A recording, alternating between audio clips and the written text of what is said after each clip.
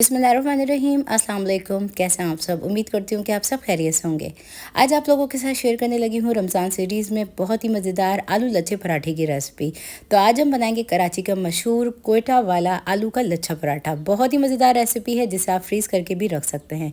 तो वीडियो अच्छी लगी तो इसको लाइक शेयर ज़रूर कीजिएगा। तो चलिए बनाना स्टार्ट करते हैं इस मज़ेदार सी रेसिपी को। आलू लच्छा पराठा बनाने के लिए सबसे पहले तो स्टफिंग तैयार करेंगे। स्टफिंग बनाने के लिए एक बोल के अंदर आलू डाल देंगे। तो ये आधा किलो उबले हुए आलू हैं जिनको बॉईल करने के बाद पील ऑफ कर लिया था और इसको कम्प्लीटली ठंडा कर लिया। अब इसमें हम शामिल कर देंगे एक मीडियम साइज़ की बिल्कुल बारीक कटी हुई प्याज, साथ ही इसमें चंद पुदीने के पत्ते शामिल करेंगे और साथ ही हरा धनिया जाएगा इसमें तकरीबन मुट्ठी भर डंडियों समेत। पुदीना डालने से बहुत ही अच्छा फ्लेवर आएगा। अब इसमें नमक शामिल कर देंगे हस्बे ज़रूरत। मैंने डाला है तकरीबन 1 टीस्पून। अब इसमें कुटी हुई लाल मिर्च शामिल कर देंगे जो कि मैंने डाली है ½ टीस्पून। मिर्चें कम या ज़्यादा अपने टेस्ट के अकॉर्डिंग डाल सकते हैं। भुना पिसा ज़ीरा डालेंगे हम इसमें 1 टीस्पून। भुना पिसा धनिया डालेंगे इसमें 1 टीस्पून ही। गरम मसाला पाउडर इसमें शामिल कर देते हैं तकरीबन ½ टीस्पून। और शामिल कर देंगे इसमें चाट मसाला। चाट मसाला डाल रही हूँ मैं तकरीबन 1 टीस्पून। इसी के साथ हम इसके अंदर शामिल कर देंगे थोड़ा सा कलर देने के लिए हल्दी पाउडर, जो कि जैसे बाज़ार वालों की फीलिंग होती है उसमें होती है। तो ये मैंने ½ टीस्पून हल्दी पाउडर शामिल कर दिया है। तमाम चीज़ों को डाल के खूब अच्छी तरीके से मिक्स कर लेंगे। तो जब भी आप आलू की स्टफिंग बनाएं तो आलू बिल्कुल ठंडे होने चाहिए, तभी तमाम चीज़ें डालिएगा। तो ये रेडी हो चुका है हमारा मिक्सर। अभी हम इसको साइड में कर देते हैं। आ जाते हैं नेक्स्ट स्टेप की तरफ। अब दूसरी तरफ पराठों के लिए डो तैयार करेंगे। डो बनाने के लिए मैदा ले लिया है मैंने आधा किलो, जिसको ऑलरेडी छान लिया था। इसके अंदर नमक शामिल करेंगे ½ टीस्पून। इसको डाल के खूब अच्छे से कर लेते हैं मिक्स। और मिक्स कर लेने के बाद इसमें थोड़ा थोड़ा करके पानी ऐड करेंगे और एक सॉफ्ट सा डो तैयार कर लेंगे। थोड़ा थोड़ा करके पानी ऐड करती जा रही हूँ मैं। और पहले देखें मैदे को समेटना है। तो मैंने तकरीबन अभी 3-4 कप पानी इस्तेमाल किया है और अच्छी तरीके से इसको हम समेट लेंगे पहले। और ख़ूब अच्छी तरीके से इसको हमने गूंदना है। जितना अच्छा गूंदेंगे उतने ही ज़बरदस्त पराठे बनेंगे। तो देखिए मैंने मैदे को 3-4 कप पानी डाल के गूंद लिया है। अब इसमें हम डाल देते हैं ऑयल, तकरीबन 2 टेबल स्पून। आप ऑयल के बजाय घी का इस्तेमाल भी कर सकते हैं। इसको डाल के खूब अच्छी तरीके से हमने इतना गूंदना है कि ये जितना भी ऑयल डाला है अच्छे से इसके अंदर ऑब्जर्व हो सके। अब मैं इसको करी हूँ कवर। 30 मिनट्स के बाद हम इसका आगे का स्टेप करेंगे। अब आधा घंटा गुजर चुका है रेस्ट दिए हुए डो को। तो मैं इसको खूब अच्छी तरीके से गूंद रही हूँ। 2 से 3 मिनट के लिए इसको मज़ीद गूंदना है। तो ये देखें बिल्कुल सॉफ्ट सा डो हो चुका है। अब हम इसमें से इतनी बड़ी बड़ी लोइयाँ निकाल लेंगे और बोल्स बना लेंगे।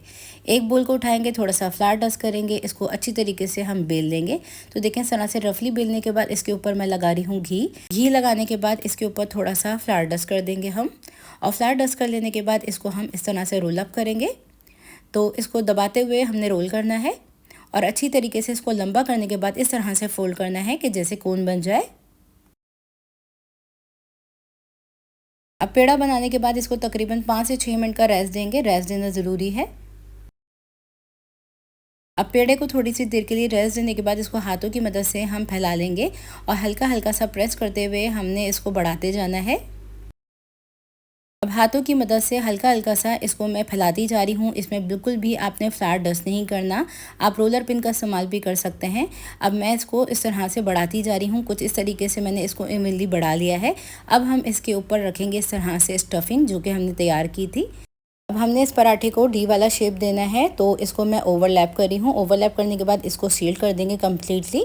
और कम्प्लीटली सील कर लेने के बाद अब हम इसको स्टोर कर लेंगे। स्टोर करने का ये तरीका है कि आप कोई भी ऐसी प्लास्टिक की शीट ले सकते हैं जिसके ऊपर इस तरह से आप इन पराठों को रखिएगा। एक के ऊपर एक रखिएगा और प्लास्टिक के साथ कवर करने के बाद इसको आप फ्रीज़र कर सकते हैं।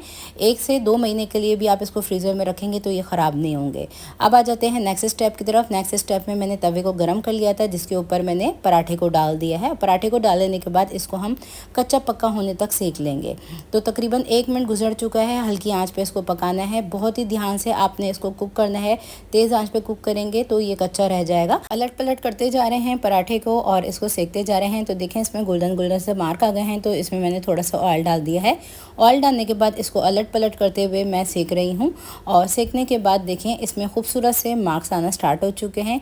तो बस इसको इसी तरह से पलटते जाएंगे, अलट पलट करते हुए क्रिस्पी हो जाने तक हम इसको सेक लेंगे। तो जितना चाहें आप क्रिस्पी रखना तो उतना आप इसको रख सकते हैं। बड़े ही मज़ेदार पराठे की रेसिपी है, ज़रूर ट्राई कीजिएगा अगर आप चाहते हैं बिल्कुल बाज़ार की तरह पठानों वाला ये पराठा बनाना, तो मेरे इस रेसिपी को आप लोग ज़रूर ट्राई कीजिएगा, इंशाल्लाह बेहतरीन बनेगा। और ये देखें इसका फाइनल लुक, अंदर से बहुत ही मज़ेदार और बाहर से ये बहुत ही क्रिस्पी। ज़रूर ट्राई कीजिएगा और इसको स्टोर करके ज़रूर रखिएगा, ये सहरी में बहुत ज़्यादा काम आएगा। तो बस हम इसको कट कर लेते हैं। तो ये थी मेरी आज की रेसिपी आलू का लच्छा वाले पराठे की। उम्मीद करती हूँ ये इंशाल्लाह आप लोगों से बहुत ही अच्छा बनेगा। रेसिपी को लाइक शेयर करना मत भूलिएगा और मज़ीद रेसिपीज़ को जानने के लिए चैनल को कर लीजिएगा सब्सक्राइब। नेक्स्ट रेसिपी वीडियो तक के लिए टेक केयर, अल्लाह हाफिज़।